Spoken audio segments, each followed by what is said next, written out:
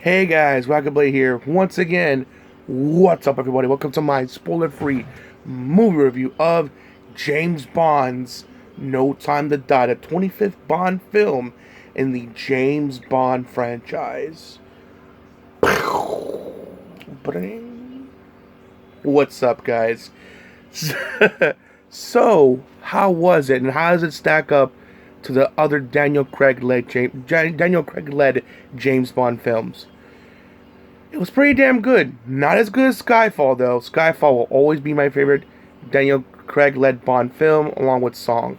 The other one come close is Spectre's opening song, but as far as like both film and song, Skyfall. But not to say that No Time to Die was bad. It was good, pretty damn good, and a good damn send off to the Bond franchise for Daniel Craig, anyway.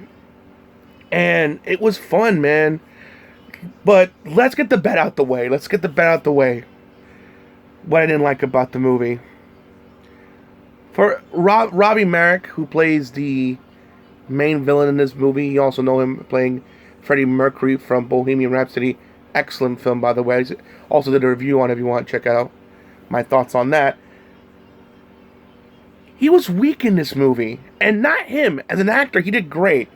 He acted well. He did all his scenes well. He's a good Academy Award winning actor. He deserves all the respect and praise that he gets, and then some, without a shadow of a doubt. I'm not even questioning that. However, he was weak in this movie. Not that he was bad. I think it was just poorly written. He didn't really do a lot.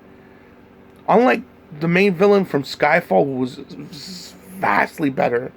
Heck, I'll even argue Spectre's main villain was better. It just felt like, I don't know, he felt just cliched and just a typical Bond villain you would see during Sean Connery's days. God rest his soul. But yeah, man, it's just one of those things like, again, he wasn't bad. I liked the scenes that he was in. He didn't oh my god, he's dragging down this movie. But he's just the generic, typical Bond villain you've always seen. And another one was the fact that, well, I'm not a big fan of the James Bond like song opening, like song that was played. And normally I love the James Bond like opening songs, but to me this one was kind of the weakest one. If you want my personal opinion, I didn't really dig it. It wasn't like terrible. Trust me, there's worse songs I've heard in my life. Like, ugh, I'd rather listen to that than those again. But in comparison to the other James Bond like opening songs, to me this is kind of the weakest one. That's my opinion. I could be wrong. You could like it, hell, maybe even love it more than me. But to me, I wasn't really feeling it. But, despite all that action, phenomenal. I mean, Daniel Craig is James Bond. He's charismatic, witty. You know, girls want him, guys want to be him. I mean, he is James Bond. I mean, he's the James Bond that that got me into the Bond franchise since Casino Royale. And I've been a big fan of his, and I saw it in IMAX, by the way, this past Friday. I'm uploading it today, Saturday, because we went to the last showing, the 11:10 showing. Oh boy, my goodness gracious, that was it was late, but it was worth it. It was worth the wait, man. I am, because thinking my a relative of mine had to go to work, and like the only way we could see it that premiere day was the latest showing, which was that, thank God. So we were to go and see and enjoy the film, and boy, I enjoyed it. Like the action, yeah, Daniel Craig, amazing. Even though Robbie Merrick was a weak Bond villain, I did enjoy his acting though. He was very believable. As I said, he was not really well written. The Bond girl, okay, you can say the Bond girls that helped him was cool. As you know, you see from the trailer, there's like this beautiful, like Hispanic looking woman with this beautiful dress. she's not just looks, folks. She can also kick ass, take names, and that's also one person I would love to have with me during a gunfight, because not only she can do hand to hand, but she's a good shooter too, and she was just because she was not kind of mild spoilers here. She said she's kind of new, only did like 3 weeks of training, but she's a natural. She's gonna be damn good, because she was like. She could tell she was like kind of fanboy, like, oh my god, it's I'm working with D. James Bond, and kind of like I think how anyone would in that situation, from my personal opinion, and and I love the action sequences with Bond and Greg, with her and Daniel, with Daniel Craig and her. I just wish she was in the film more, because after that sequence, and with helping him with the mission that they were on together, you don't see her again. Just like. Really disappointing. I really wanted I really wanted more scenes with her, at least during the final act, to give them an excuse to see her again. She's a future action star. Also, there's this other 00, this beautiful black woman who's also 00, who kind of replaced James Bond, and you're not gonna believe what number they gave her. I won't spoil that, but she's awesome too. She's beautiful, and she's tough. She's badass, and I really liked her a lot, man. She was really cool. She held her own. She had her own cool like action sequences with Bond as well. She was awesome. I loved her a whole lot. I love Q. The nerdy guy for Bond. He's charismatic and funny and witty in his own ways. I love him, and of course the actor who played M was a dude this time, because I know it was a woman for most of the franchise. Now it's a dude. And he did a great job as well. Everyone did great. Action sequences, great like the gunfights were like so well shot. Like, I know people are not really into gunfights. I don't know why. This is how you do gunfights. It wasn't John Wick good, but it was still like satisfying. Like, damn, that's awesome. He was shooting, and the way he was shot. Also, beautiful locations, man.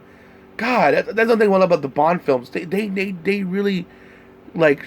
Go to places like I would love to go and explore there. It is this, it's beautiful, and it's just like whoa. You're just blown away of how beautiful the locations are. It's just, man, it's just great. It's just beautiful places and locations, and they're doing all these cool stunts and locales, and just Daniel Craig. I know this is his last time as Bond, but he was kind of like with Han Solo, with him. Kind of like Han Solo in Force Awakens, Daniel Craig was acting his ass off, son, and he was killing it. I mean, he was charismatic and funny, and just, I'm gonna miss his Bond, man. He was like my favorite, like one of my top favorites. I will miss him as Bond.